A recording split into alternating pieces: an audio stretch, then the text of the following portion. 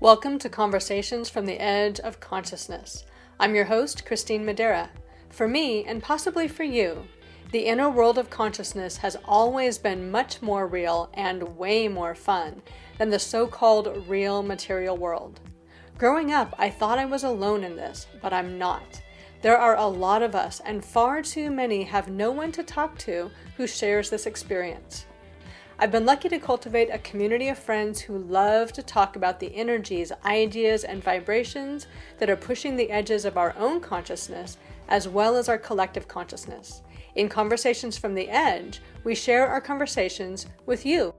Welcome to Conversations from the Edge. This is your host, Christine Madera, and I am here today with Katie Kiefer, who is a theta healer extraordinaire, and also into all kinds of other interesting and exciting things that we may get into, if not in this conversation, at other times. So Katie, why don't you give us just a little mini bio, and then we're going to launch into a really fun topic.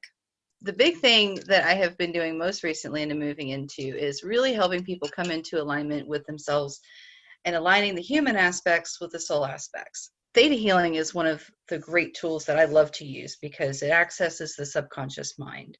And so instead of having to have this long-term repetitive thing to program the subconscious mind, what we can do is we actually can go in, make some adjustments in the subconscious mind, and then that gets followed up with experiences and actions that reinforce it and give you the experience of it, rather than having to move through a lot of resistance or fear or whatever else might be showing up that says, no, don't, because the subconscious is already going, oh, okay, oh, that's what this is going to look like. Instead of fighting it, it's online already. If we are lucky, then we'll have a little experience of that toward the end of this. But we were going to start talking today about a concept, and I'm actually going to turn it over to you to talk a little bit about it, because you've been focusing on this for quite a while, and it's kind of been background noise for me until it just popped right up today as something that was important to talk about. So Okay.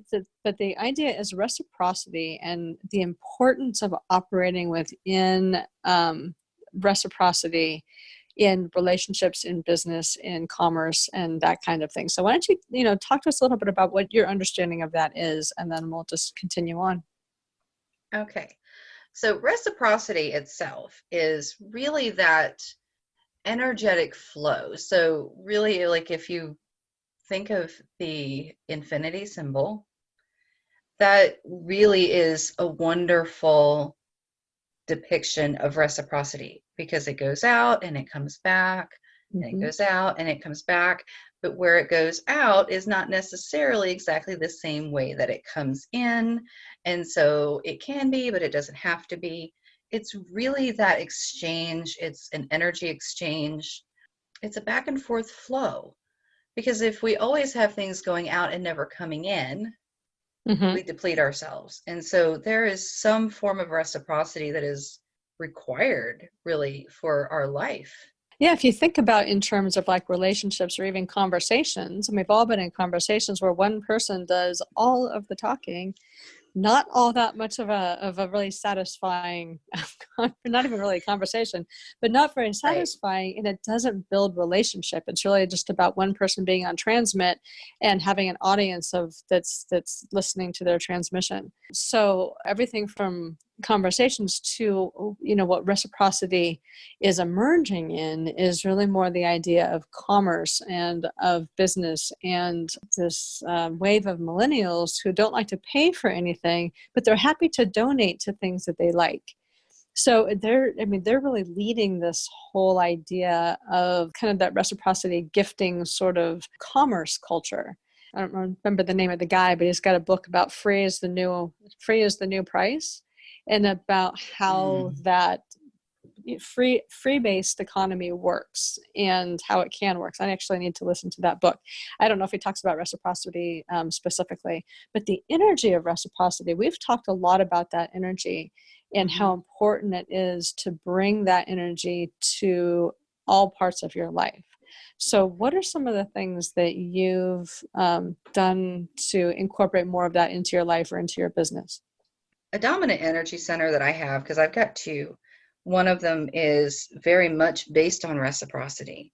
which would explain a whole lot of why I felt depleted so much of my life. Because just growing up in the vampiric environment that I grew up in, Mm-hmm. essentially, there wasn't really any reciprocity. And so I got conditioned out of this idea that it's okay for me to want to receive. It's okay for me to say, hey, by the way, I just need this to fill me up, whether it's from you or from somewhere else, that doesn't really matter.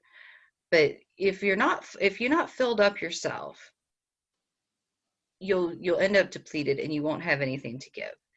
And so there's a lot of conditioning that we have, and this idea of we should give without ever having the expectation of receiving. I see the benefit in that because Mm-hmm. it's the idea of being able to give out of generosity instead of expectation of what you're going to get out of it. Yeah, I think it's just gone too far because it's a matter of to give and then deny yourself receiving anything in return, even if it comes from somewhere else. And So, that's the ticket, that self-denial is yeah. so, I mean, that's the other half of that's the other half of this is the inability to receive, Hmm. which is part of that self-denial. Like, I don't, whether it's I'm not worthy or I just, for women in particular, a lot of the expectation is that you pour out all of yourself to serve your children, to serve your family, to serve your boss, to serve the world. Hmm. And it is a badge of honor to operate from depletion versus like the new paradigm is kind of around self-care where we're invited, at least in theory, to fill ourselves up first and then serve from excess. But self-denial is so much a part of this paradigm that we Hmm. just are conditioned that we're not able to receive, we're not allowed to receive. Right. Well, I think there's a lot of it where you're given this message of, well, you shouldn't need that. Yeah. You shouldn't need anything. And I think we had talked about this before, that the idea of mothers. I mean, it Mm-hmm. was what, 1800s. Being a wife and a mother was not fulfilling for a lot of those women. Yes, but it was And supposed to be. exactly. And so that's the whole supposed to be thing. And for Mm-hmm. some people it genuinely is. For some Mm-hmm. people it really is fulfilling to be that wife and that mom and to give. But somewhere, somehow, for her to stay fulfilled, something's coming in from somewhere. Mm-hmm. And that's going to look different for each individual, of course. But I mean, it really could just be that she's got an awesome husband who fills her up. It Yeah, could be or that she's just got that love awesome for her friends. kids. Yeah. Right. And so there is some form of reciprocity that's happening, whether going on consciously or unconsciously. So whether that we're aware of it or not, we actually become aware of a lack of reciprocity far more than we become aware of its presence, Yes, because we that's notice totally that we're true. depleted.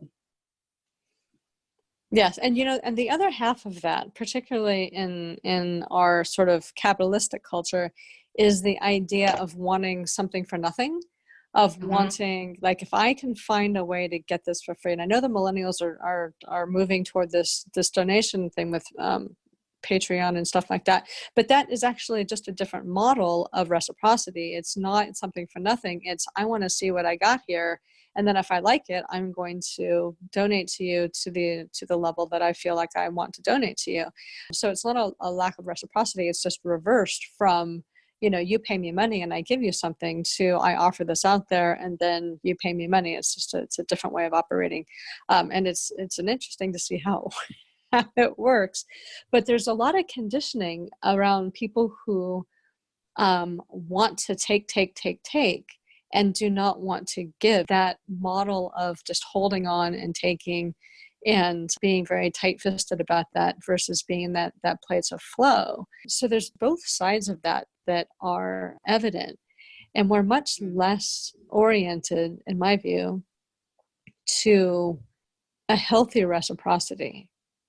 And we were talking about this before, because even like in a business model and a life model, if you're going to go buy a car, the price for this particular car is $25,000. Whether $25,000 is like your entire income for a year, or $25,000 is something that you would drop on a week-long vacation somewhere, and it doesn't mean that much to you. Like there's the price of things is the same regardless of how much value somebody how valuable it is to a particular person. That didn't come out quite right.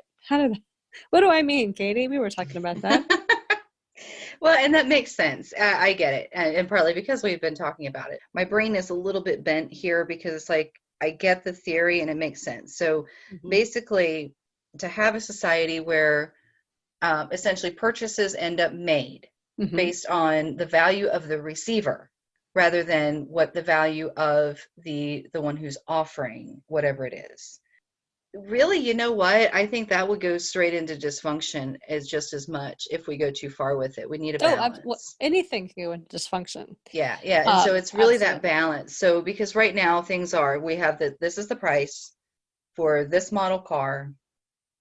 Doesn't matter how much value you're going to get out of it. Mm-hmm. Right now, it ends up becoming the purchasers at the purchaser's discretion and discernment of whether they're going to get that value out of it or not, which Mm-hmm. you don't really know until you go play with it. I mean, unless you're No. buying another model, I mean, you're doing the same thing. You've had one before and you are, until you play with it, you're not going to know if you're going to get that value out of it. And that is that millennial, that's where that millennial flip has gone. It's like, I receive whatever it is, and then I decide what the value is to me, and I give you commensurate to that value. So it's the buyer's way of saying, this is how valuable this is to me. And for somebody, for one person, the value of something might be $5, because that's all. $5 for them might be huge. And for somebody else, like they might be generous, for them feeling the value of something might be $500. It could be the same thing, but it's the value that they got from that, and they're reciprocating on that perceived value based on, rather than the creator of that thing saying, this is what the value is to me, pay it or don't pay it, it's up to you. It's the same price for everybody. And it's an interesting, hard thing to value in business. Mm-hmm. And I think we'll figure that out as we move forward. But it is something that I think is easier to adopt in life. Like, are things in reciprocity? Is your job, like, are you actually receiving enough for the job that you're doing? Right. It's more than just money, because we receive money. We tend to have that, you do a job, you receive money, and that's the exchange. But if you're receiving money for doing a job that's so toxic that you can't, that the money just doesn't even begin to cover it, but it covers your bills, you just sort of eliminate that. Well, I'll deal with the rest of this stuff. Are you doing something where you're receiving more than just financial compensation? And then also how it works in relationships. So the idea of reciprocity, though, well, it seems like it's a gift to both the giver and the receiver. Mm-hmm. Absolutely. Well, and because as somebody who's giving, you've got to have somebody who's receiving. Mm-hmm. And if you're on the receiving end, you've got to have somebody to give. I mean, I think we've all been on both sides of that somewhere along the line. I mean, we are in this relationship or whatever, and we're giving and we're giving and we're giving, and we're not getting anything out of it. Mm-hmm. And and really, especially those of us who have backgrounds of trauma, we're really good at that, at pouring everything we've got into something, and it's just all we do is get drained. One, we're conditioned into doing that, and we're not allowing ourselves to receive. Sometimes we don't even know what it looks like to actually receive something in a healthy way, and so we end up receiving a whole lot of poison in the process. So moving out of this toxic way of doing things into a healthier way of doing things, it really does start out in small steps. And so if I'm giving, part of the way that I have worked with doing this is when somebody offers to help, and that's not me asking for help, but when somebody offers help, I have actually had to stop myself and go, that would be really nice, thank you, and actually just accept their help, even if it's just carrying my groceries out to the car, or letting somebody hold a door for me, and moving out of that, oh, well, I don't need you to hold the door for me, into thank you for holding the door for me. And so that those very small shifts open the door to allow yourself to be able to receive. Well, and the big one too, or one of the big ones, is also learning to receive a compliment. Oh, And that, yes. I mean, for me, it took me years to do that. Now I'm Mm-hmm. pretty good at it. But before, it was I couldn't receive a compliment. There was always some sort of self-deprecating thing, or Mm-hmm. a denial of something. And it was really me actually experiencing the other side of that, where I Mm-hmm. was complimenting somebody or giving somebody something, and there was no receiving. There was Yeah. no receiving of it all. It was, and I thought, oh, that doesn't feel good at all. I need to start receiving better so Mm-hmm. that the giver feels good, Exactly. because that's, I mean, there's so much defensiveness on both sides of that, because we've been so conditioned that, the giver, if you're giving something, you're in this elevated position. If you're receiving something, there must be something wrong with you, because everybody's supposed to be able to be self-sufficient, or, some other kind of madness. Right. um, and so there's a lot of defensiveness. If you're giving, you give with like this kind of a hardened heart. Well, I'm giving this to you, but it's grudging, and it's coming out of my hard-earned this, or it's coming out of my Right. time, or it's coming out of whatever. And so giving with that open heart is the gift that you give to yourself, along with giving to the other person. Because if you don't Mm-hmm. give with an open heart, the other person can't receive with an open heart. That's And true. if you receive something, but you receive it like with a closed heart, you're not really receiving it. No, no, you're not. And there is that in between space that I think we really need to address with this, because when you've been so closed down Mm-hmm. that any little opening Yeah. is progress and it matters. And so even if you are receiving that compliment going, it's uncomfortable, it's really uncomfortable. So you've Mm-hmm. like got this deep breath, and instead of going, oh, and downplaying things, you say, well, thank you very much. Thank you. Even though on the inside you're kind of freaking out and doing this, oh my God. And the little gremlins are running in your head. Yeah. But when you're with that other person, you really make that effort to say, thank you. Yeah. And that's enough. Thank you. And then when that moment is over, where they're in front of you, later you can reflect on that and be like, okay, so how can I actually open myself to receive this more? Because that little bit of opening Mm-hmm. when you were with them is enough for them. Even if they can see you struggling with it, Mm-hmm. they can still see that progress is being made. And then Well, they also get to walk away with that. I hope she really gets it, because how yeah. cool would that be? And they feel appreciated then, because Yes. that's part. I know you're a Bruce Lipton fan as well. Back in his like biology of the Biology of biology of belief. belief days, he talked about the biology of kindness.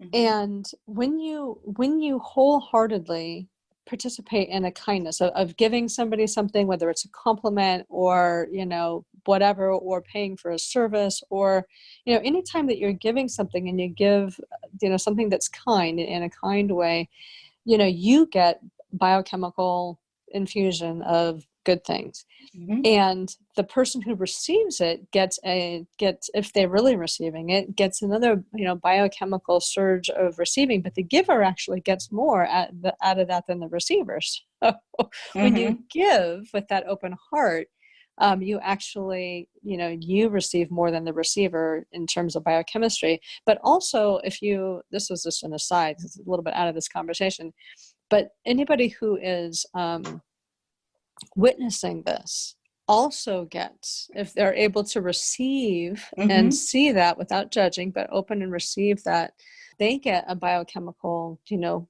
blessing as well.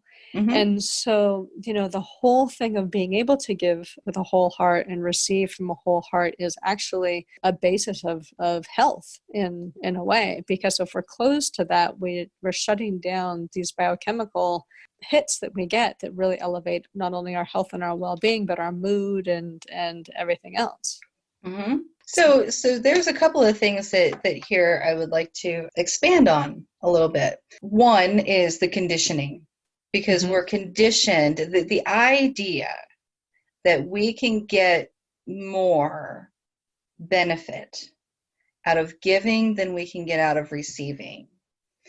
So, and we hear this everywhere, and it's actually in conflict with a lot of the conditioning. We've got dual messages Mhm. going on here. One is, well, you give without any expectation of receiving. Oh, but when you give, you get so much out of it. The gift is truly in the giver. That's a conflicting message because it's like then say, which dampens your willingness and ability to give because you're like, well, I'm getting more than I'm getting more than I'm giving, and so, well, that's not right. And so we end up in this internal battle, which actually dampens both our ability to give and to receive. The other thing is the observer of watching the exchange happening. The subconscious mind is not aware of if this is happening to you or Mhm. for you or not, which is that's why watching a really traumatic event Mhm. to the subconscious is just as damaging as being part of it Yes. psychologically. And so, and emotionally too. That's why that it works that way. So an observer is actually going to get some residual benefit of observing that giving and receiving at the subconscious level because they're watching the giver and they're watching the receiver. They're watching both sides of it. So they Yeah. can actually get some of the benefit of both sides of it. And, it just occurred to me, this is why we like to watch those giveaway shows. Like, and I'm typically not big on that. I'm usually not real big on watching that stuff. Uh-huh. It depends on who it is. And I think that's just part of its conditioning. It's a matter of, well, yeah, look at so and so. They've got, this big TV show and they're doing all these wonderful things and they're giving all this stuff away. Yeah, they're doing that just because they can. And it's, like this underlying ill motivation is kind of the conditioning that I Mhm. had with that. Was so it was like, well, wait a minute. Since I've done so much work and I can watch some of these things, I'm like, no, they're doing that because that's genuinely what they want to do Mhm. because they genuinely want to be of benefit and help for whoever or whatever it is that they're doing. Oh, absolutely. And you can really see it with people who Hmm. are doing it genuinely. Like they Yes. get so much out of that. And yet that brings it down to just one more point I wanted to touch on with reciprocity that is not as talked about. And I think that's kind of where this the millennial idea of it comes in a little bit more play, is that when you have an unequal exchange of energy, I'm not saying money, but of energy, and you're trying to receive something without completing that infinity circle, you're bringing something in, but then you're closed down to actually really receiving it. And that's where the difference between like receiving something physically or receiving something in your bank account or receiving something because somebody hands it to you and actually being able to receive it in your energy system, to do something with it, whatever it happens to be, whether it's a compliment a program, or if it's a meditation, or if it's something along those lines, more of those service type of things, a song that somebody has put out there or something. When you're taking something without reciprocating in one way or another, you're not really able to receive the full benefit of it. I used to see this with clients, that when people who were coming to me and they had a whole bunch of money, and my rates were, for them, I mean, for me they were pretty high, but for them it wasn't that much money. And so they didn't bring much to the table. Like they didn't Right. receive all that they could, because it was a mismatch for them. And then I had clients who, it was they could pay $10. I did this for a little while just as an experiment. They could pay $10 and really receive something, because for them that was a stretch. Like that was something Right. that it was meaningful for them to give $10. And I got $10 in like a homemade necklace from this from this woman. But she was able to receive the work, and it was so gratifying to work with Hmm. her, because not only did she have such generosity of heart, even if it didn't come across as cash, the way that she was able to open and actually receive was so beautiful. And that part of an exchange, I think, is missing in a lot of ways, because we don't bring the awareness of receiving in that way to the idea of an exchange. Right. Well, and it's important also to remember thank you is reciprocity. Mm-hmm. A hug, It is. reciprocity.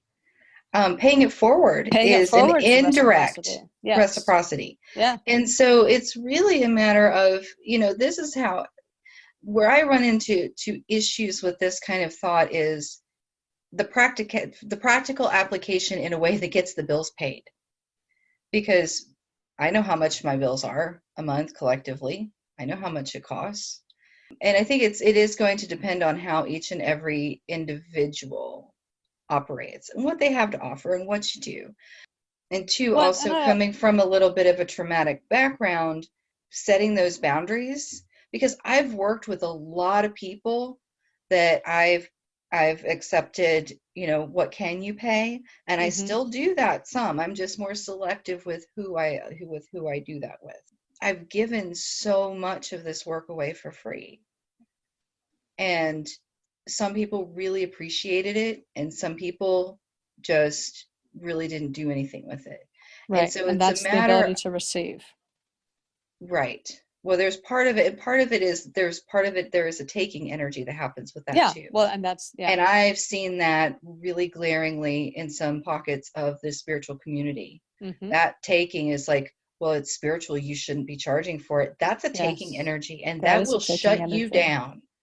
It will shut you down from being able to receive anything.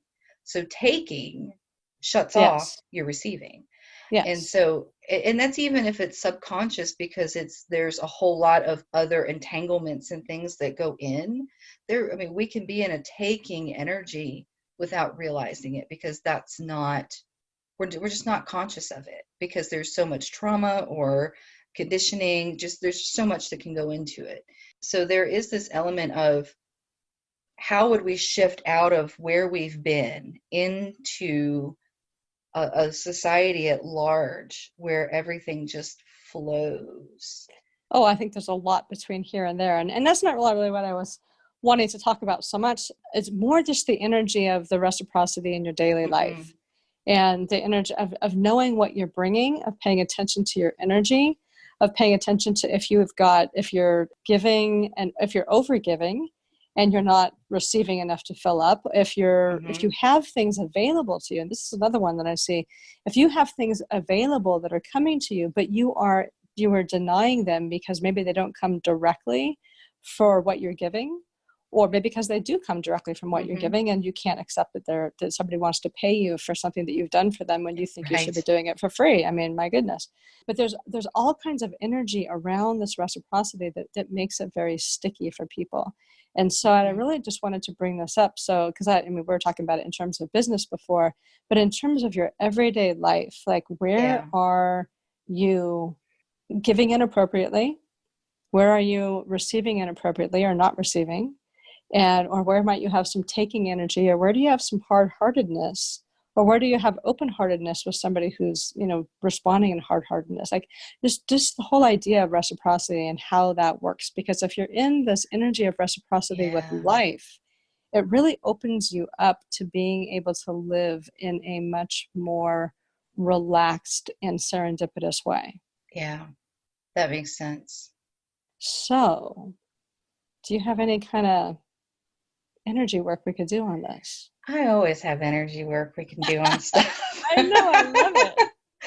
I've always got something we can work on. And this is where something else that I really, really feel very strongly about. To me, it really is important having creators' definition of things Yes.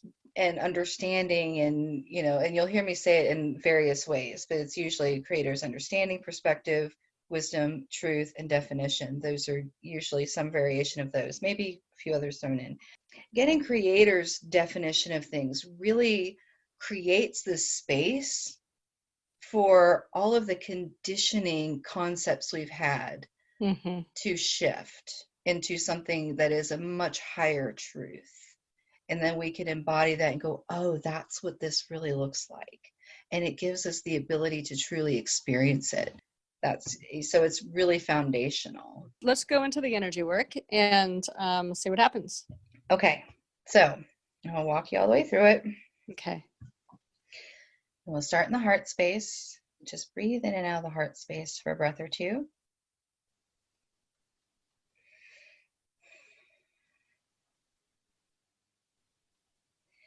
Really feel yourself be grounded, feeling your feet on the floor, feeling your energy connected with the center of the earth. However that looks, you can follow your silver cord down to the center of the earth and draw up the earth energy through your feet, bringing it up through your body, up through the chakras, out the crown of your head into a beautiful ball of light. And lifting this ball of light with you in it, your consciousness in it, lifting it up out of the Earth's atmosphere through layers and layers of light, like going up an elevator, through a golden light, and through a thick substance. You'll emerge from the thick substance into bright white iridescent light, very spacious, sparkling, might tingle. Just let yourself come all the way into that iridescence. Iridescence being the energy of the all that is. It's very dynamic. And so it's from this space that we do the energy work. So first, we ask the Creator to instill into you Creator's highest truth, perspective, understanding, wisdom, and definition of what reciprocity really is, and bringing that through all levels of your being and making yours the same. So allow yourself to receive that. Allow yourself to notice any energy shifts, any feelings or sensations in the body. Allowing that to flow in. And then we're also going to instill into you, if you would like, Creator's highest truth, perspective, understanding, wisdom, and definition of receive. And make yours the same on all levels. And allow yourself to receive that and for yours to be the same as Creator's. So you're full alignment with Creator. And on the heels of that, we're going to ask Creator to instill into you Creator's understanding and discernment of what to receive, when to receive, how to receive, and from who. That you have really good discernment and that yours is the same. If you would like this, allow it to flow in.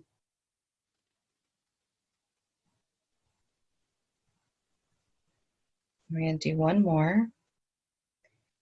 I'll ask the Creator to instill into you Creator's highest truth, perspective, understanding, wisdom, and definition of give, and to make yours the same on all levels. That you know what it is to be able to give. And we're also going to bring in Creator's highest truth, perspective, understanding, and discernment of how to give, when to give, to who, how much, what is appropriate for you and for them in every situation.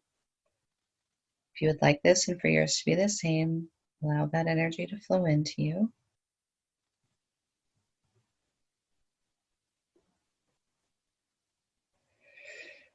Now we're going to ask that the Creator bring these together in harmony, that you have reciprocity, receiving and giving, that you know how and when and from whom to receive and to give, that you know how to do this in a way that's harmonious for you and for them, for equitable energy exchange, whether it's direct or indirect, that you know what it feels like to have equitable energy exchange.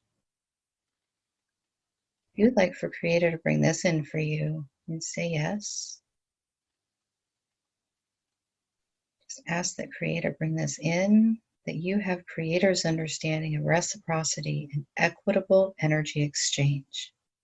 You know how to give and receive in ways that are harmonious and balanced and with an open heart. That you know how and when to do this open-heartedly and fully. And that it's safe and possible for you to give and receive in a way that over the entirety of your life, all aspects and areas, you have consistent, equitable energy exchange. And with that, we ask the Creator to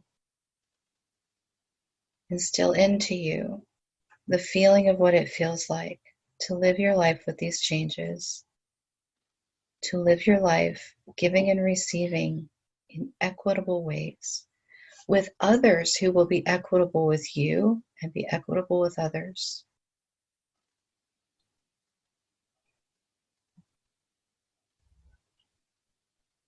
And take a few more breaths through the heart, breathing in and out of the heart space. I ask the Creator to close up the energy of the session. That you know who you are with these changes. You know how to move forward and live your day-to-day life.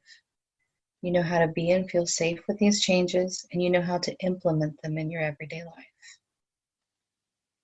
With that, we say thank you, Creator. It is done, it is done, it is done, and so it is. And so it is. Thank you for that. You know, if you're listening to this and receiving is something that is a challenge for you, spend some time and re-listen to this last little bit of energy work, because being able to receive that will make all the difference in being able to utilize it. Like, you can hear it and you can say, you can agree with it, but if you're not really receiving it, and we'll have to have a whole conversation on receiving, because I think that's it's just so much to it. And there's so many blocks to it that we just don't even realize are there. Spend some time, listen to that again, and really try to receive it through your entire body. All right, Katie, thank you so much again for being here. It's always wonderful to talk with you. It's my pleasure. Thank you. This is fun. I love it. I know. We will talk again soon. Thank you. This is your host, Christine Madeira. I hope you've enjoyed this conversation from the edge of consciousness. You can find all our conversations at conversationsfromtheedge.net. You'll also find links to schedule a private conversation with me or any of my friends, as well as tools to help you expand your own consciousness and explore what's possible for you outside the boundaries of your current perceptions. Feel free to use this podcast to start your own conversation by sharing it with friends, on social media, in your blog, or even in your own podcast. And as always, live the adventure of pushing your own edge. It's the most amazing adventure there is.